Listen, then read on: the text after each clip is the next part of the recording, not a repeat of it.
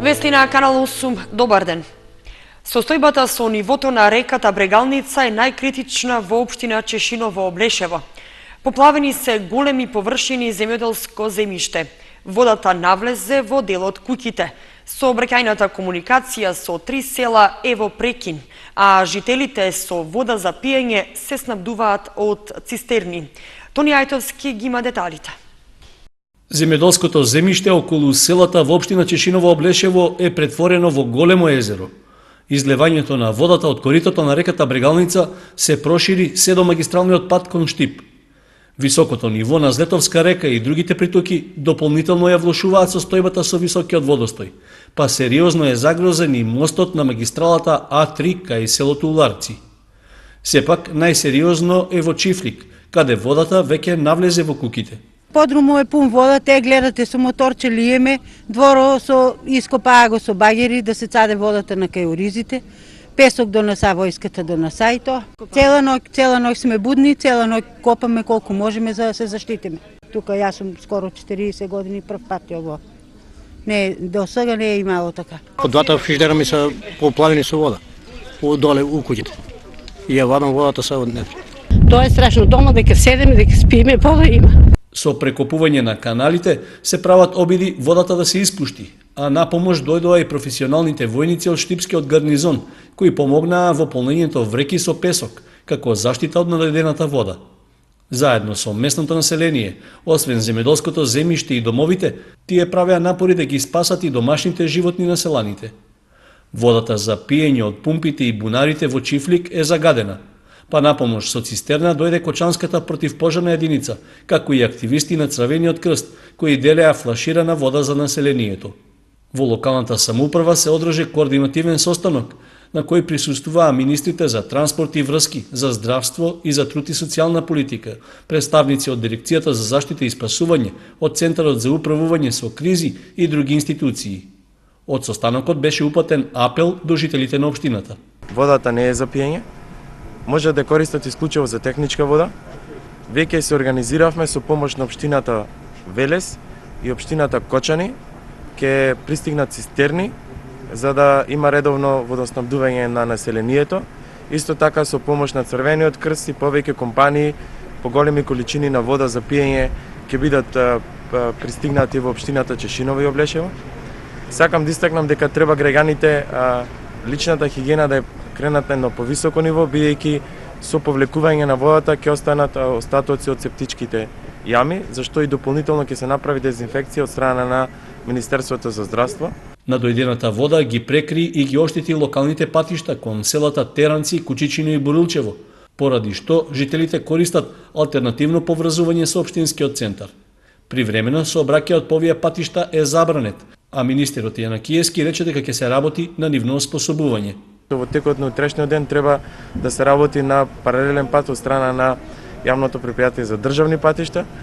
Сакам да истакнам дека сите институции во Република Македонија будно ја следиме ситуацијата и превземаме координативни мерки се со цел да спречиме што е можно помалку штети од страна на поплавите, но исто така што е можно побрзо да ги отстраниме сите оние дефекти што ќе се јават, дали е тоа водовоснабдителниот систем, дали е тоа во однос на патиштата, мостовите и така натаму. Вработени во Центарот за труд и социјални работи од Кочани, во текот на денот ги посетија најзагрозените домакинства и ги констатираа потребите што ги имаат. Првиот впечаток е дека има мал број на куќи и домакинства кои што имаат поголема штета и кои што се поплавени, меѓутоа во текот на денешниот ден ќе се прави детален увид во сите општини кои што се погодени од поплавите и потоа дополнително ќе ги оцениме нивните потреби и ќе им се помогне на овие наши сограѓани. Кризниот штаб на општина Чешиново-Облешево постојано е во координација и ја следи состојбата во сите населени места што се загрозени од надедените води. Будно ја следевме целата состојба во текот на 24 часовето. Благодарение големо ќе изразам на мештаните, поточно и на местната заедница, заедно со претседателот на местната заедница, што беа будни цела ноќ, заедно ја следеа состојбата на ова, излеза во пресред. Голема благодарност и до армијата што излезе во пресред. Понатаму имаме поплавени села, тоа не се дел од Облешево и голем процент, потоа Чешиново и Уларци. Личков рече дека и во текот на ноќта ќе се следи состојбата со загрозените населени места, а ќе се направат напори за што побрзо воспоставување сообраќајна комуникација со жителите од оние села кон кои патиштата се под вода. Во општина Кочани од надојдената брегалница најкритично е за жителите на Прибачево. Водата го прекри патот до селото, а попушти мостот кон Зрновци. До Прибачево не може да се стигне по локалниот пат што води кон селото. На 100 метри од влезот во населбата, излеаната вода од коритото на брегалница го прекрива коловозот, а за да се обезбеди известно истекување, прекопан е и асфалтот. Единствена можност за прибачевци да стигнат до Кочани и другите населени места во општината е преку Грдовци. Водата навлези и во погонот за преработка на ориз, од каде токму утринава требаше да замине пратка со бел ориз за Албанија.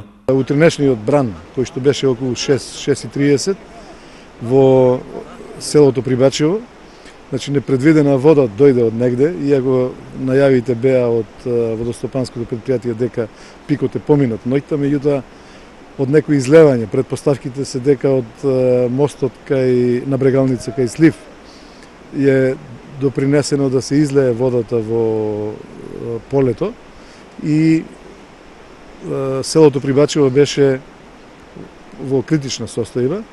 Од утринава нашите екипи се на лице место. Механизацијата со која што располагаме, која што не е некоја посериозна, меѓутоа успеавме благодарение на механизацијата, благодарение на луѓето, да спречиме некоја катастрофа. Инаку селото Прибачево беше во опасност за целото биде поплавено. Димитровски рече дека во населените места во општината нема поплавени домови, но оштетени се неколку помали фарми и други помошни објекти. Иако бунарите на градскиот водовод, лоцирани во Грдовски орман, се во близина на брегалница, до сега немало проблеми со исправноста на водата за пиење. Кризниот штаб имавме последна седница синоќа околу 17 часот. Постојано се вклучени екипите од јавната здравствена установа во општината Кочани и секој час, буквално секој час се врши испитување на водата и од градскиот водовод и од населените места. За сега немаме забелешки дека имаме неисправна вода за пиење. Бунарите од сите 17 бунари само еден имаме поплавено, кој што и онака не беше во функција, така да таму ние немаме штети и водата за пиење, односно водоснабдувањето си е нормално. Од надојдената вода на реката Брегалница попуштија носечките столбови на мостот што води кон Зрновци. Пријавата за оштетувањето пристигнала предходната ноќ околу 22 часот, пошто сообраќајна патрола веднаш извршила обиколка и го запрела сообраќајот.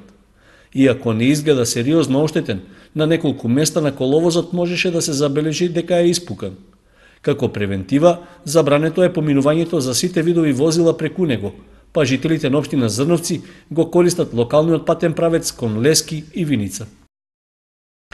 Големи одрони од карпи се појавија на патниот правец кон Делчево, поради што имаше прекини во сообраќајот. Екипи на Македонија пат постојано се на терен и работат на расчистување на коловозот. Во меѓувреме се следи нивото на водата во вештачките акумулации. Обилните врнежи од дожд и зголемената влага на почвата предизвикаа повеќе одрони на патните правци кон Делчево и Берово. Најсериозно беше на делницата кај селото Калиманци, каде голема карпа тешка неколку тони и голема количина земја се најдоа на коловозот. Поради тоа, скоро 12 часа во прекин беше сообраќајот кон Македонска каменица и Делчево, а како алтернативно поврзување се користеше локалниот пат преку селото Бигла до Виница. Екипи на Македонија пат беа ангажирани на отстранување на одроните, зашто се користеше и специјална механизација за разбивање на големата карпа. Поради изложеноста на задачата и големата количина падната маса на асфалтот, отстранувањето на наносите траеше неколку часа, а сообраќајот беше нормализиран околу Пладне. Висината на водостојот на Брегалница што поминува во непосредна близина на местото каде што беше одронот, исто така е закана за коловозот. Надојдената река кај Истибања го оштети цевководот од геотермалниот систем за загревање на оранжерискиот комплекс кај Виница. Оштетувањето е во близина на изворот на топла вода, што исто така е поплавен.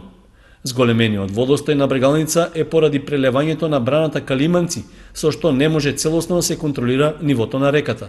од преливникот се изливаат некаде околу 130 метри кубни вода во секунда, што речиси е приближна количина на вода која што и во сливот како таква доаѓа во самата брана, што значи дека е на едно рамно ниво и во овој момент водата се излива значи од преливникот и е во таква состојба да буквално функционира онака како што е тоа по проектот димензионирано, во смисол дека ние будно ја следиме ситуацијата и нема некаква опасност од некакви состојби кои што би направиле проблем низводно по течението, затоа што веќе гледаме дека Брегалница со своите притоки прави притисок на овие котлински делови и од тие причини се испушта онолку вода колку што може да прими за да не се направи проблеми и на низводниот дел. Стручни лица во текот на денот направија увид во состојбата со акумулациите во регионот и таа е оценета како нормално,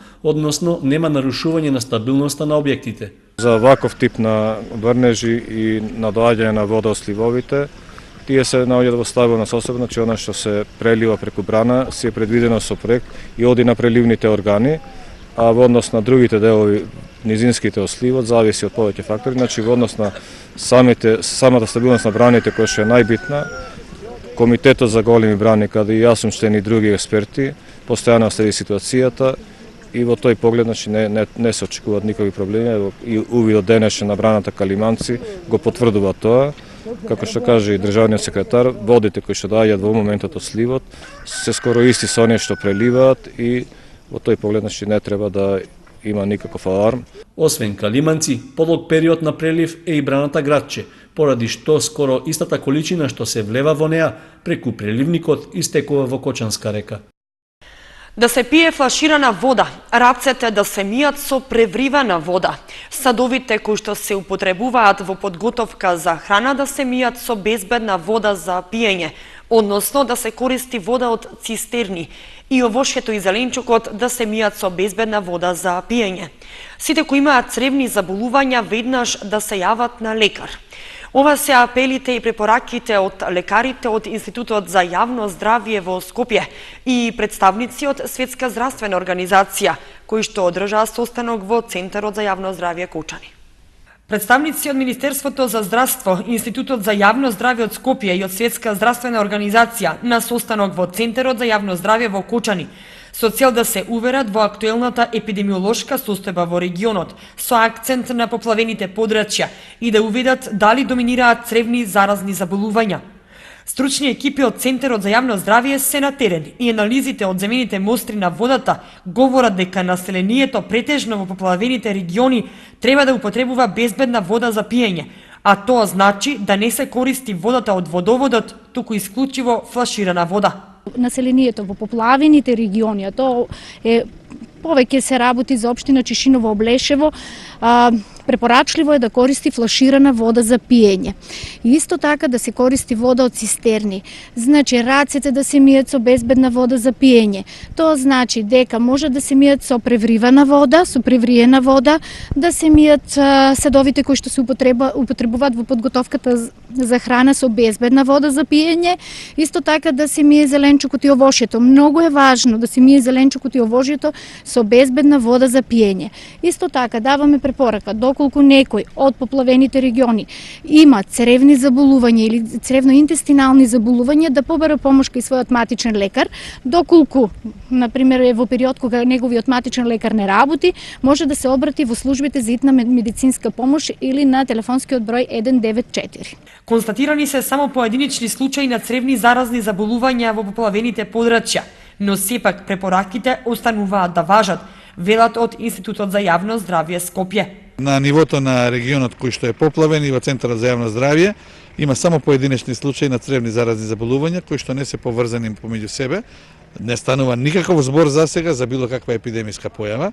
Понатака дадовме совети на колегите во Центарот за јавно здравје да внимаваат на периодот кој што следи заради инкубациониот период на одредени цревни заразни заболувања, пред се на алиментарните токсоинфекции, труењата со храна, салмонелозите и на она што може да следи како најлошо, а тоа е да се прелее епидемија на вирусен хепатит А, заради тоа што секој вид вирусен хепатит А следи поплава која што во еден одреден момент може да се јави во поголеми размери. Состојбата не е толку алармантна, нормално ние сме на штрек, што би рекли, и постојано нашите служби работат. Имаме засилено земење надзор над земење примероци на вода, постојано работат нашите колеги на терен. Вработените во Центарот за јавно здравје кучани и понатаму остануваат будно да ја следат хигиено-санитарната и епидемиолошката состојба на теренот. Радикализирање на штрајкот и протести в среда најавува СОНК во сите регионални организации, меѓу кои во Кочани. Ако не ја добијат поддршката в среда, се најавува генерален протест в петок во Скопје. Во Кочани состојбата е непроменета, односно не се штрајкува во ниту едно училиште, информира регионалниот координатор на СОНК Тоше Геров. Советот на СОНК на синоќашната седница одлучил в среда во сите општини кои ги опфаќаат регионалните одбори на синдикатот, меѓу кои Кочани, да се организираат јавни протести преку кои дополнително ќе се манифестира одлучноста на членството на СОНК да истрае во легитимната борба за остварување на своите барања, информираше за Канал 8 регионалниот претседател на СОНК Тоше Геров. Геров додаде дека ја очекува поддршката од професорите и приклучување кон штрајкот. Доколку пак не се дојде до очекуваните преговори, СОНК најавува генерален протест во Скопје, бидејќи, како што вели, во земјава не функционира социјалниот диалог и нема интерес по демократски пат да се решат проблемите. Од СОНК велат дека штрајкот во училиштата продолжува. Геров информира дека во Кочани засега останува исто, односно штрајк генерално нема, но додава дека на седницата СОНК бил одлучен во својот став дека нема да го прифати предлогот на Министерството за образование и наука, најпрво да се прекине штрајкот, па дури тогаш да се почне со преговори.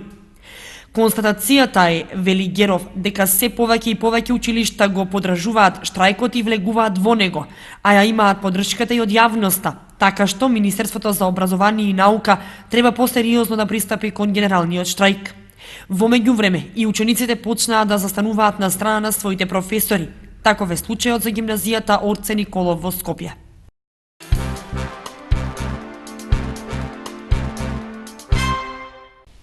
Света божествена литургија на која чиноначалствуваше митрополитот Брегалнички Иларион се одржа во саботата во храмот Свети Атанаси Велики. Оризари го учествуваше својот патрон. Оризари го чествуваше празникот на селото Свети Атанаси Велики. Многумина го слават како куќна слава, а оние што го носат името на светецот го слават својот именден. По повод празникот во саботата се ослужи света архиерејска литургија, на која чиноначалствуваше митрополитот Брегалнички Иларион во сослужение со свештеници од Кочанското архиерејско намесништво. По светата литургија, митрополитот Брегалнички одржа пригодна беседа, изврши литија околу храмот, го благослови и пресече празничниот леп.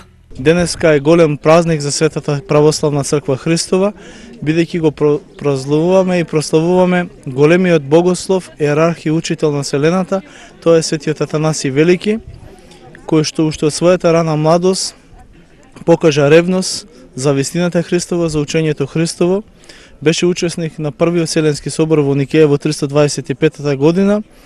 Автор е по вдахновение на Светиот Дух на 7 члена од символот на верата, врз кој се темели учењето на Светата црква и кој што Светата црква и символот на верата и сите негови дела до денеска ги користи како наука, како поука за спасение и за обстој на својот духовен живот. Светиот Атанаси Велики е и патриарх Александриски, како светило на црквата, тој засветли на целата Вселенска црква, постана учител на целата црква Христова, чувар и бранител на Христовата вистина. Истиот ден, митрополитот Брегалнички во присуство на градоначалникот Радко Димитровски го благослови почетокот на градежните работи за изградба на црквата Преображение Христово во Кочани. Као денеска понатаму почнува изградбата на одобна поставените камен темелници на црквата на Светото Преображение и од денеска ќе почне да се гради храмот кој што долго време беше очекуван. Долги години стоја само темелите, а еве сега благодарение на градоначалникот и на неговите соработници, на добрите луѓе од градот Кочани, ќе се изгради овој храм кој што навистина е многу потребен за населението во Кочани. Како што знаете сите, храмот Свети Ѓорги е веќе претесен и мал да ги собере верниците.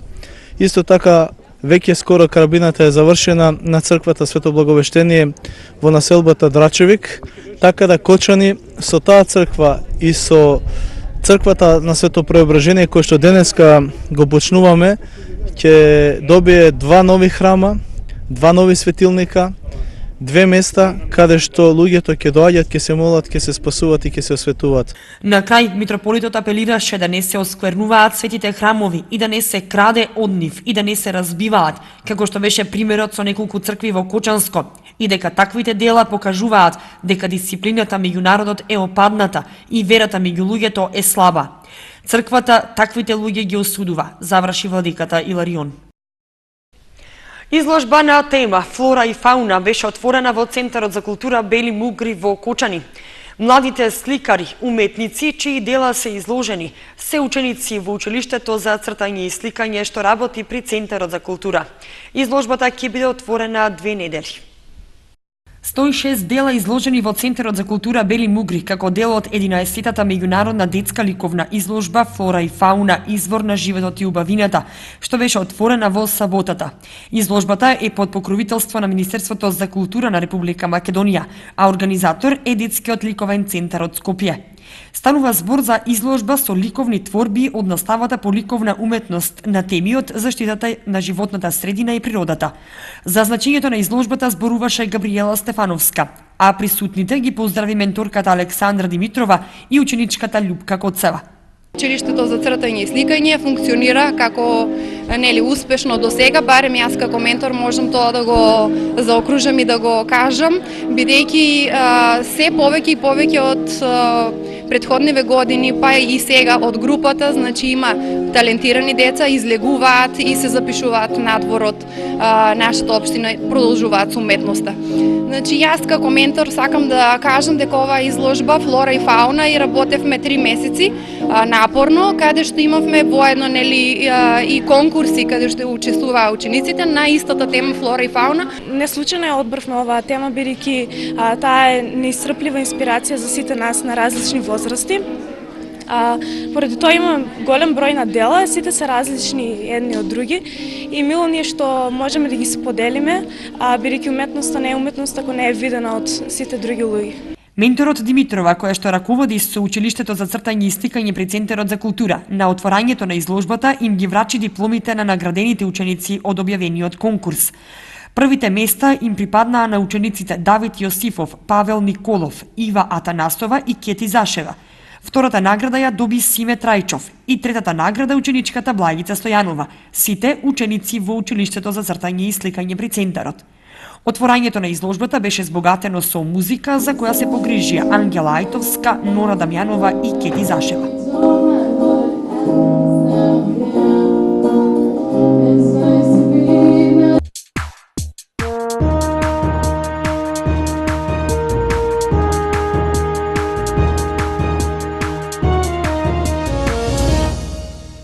Следуваат спортските информации. Виница се покажа како одличен домакин на турнирот во професионален кикбокс.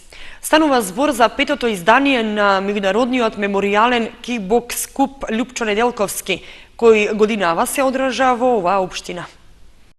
5-тиот меморијален кикбокс турнир Љупчо Неделковски, што во саботата се одржа во спортската сала Капетан Кирчо Димитријов во Виница, достигна пропорции на спектакл. Во него уживаа голем број посетители, претежно од источниот дел, но и публика од останатите градови во Македонија, која дојде да ги проследи професионалните борби. Честа на Македонија ја бранеа Мики Ивановски, Александар Димовски, Виктор Георгиевски, Димитар Георгиев, Стојанче Цветковски, Хадис Рамадани и Бобан Илиевски.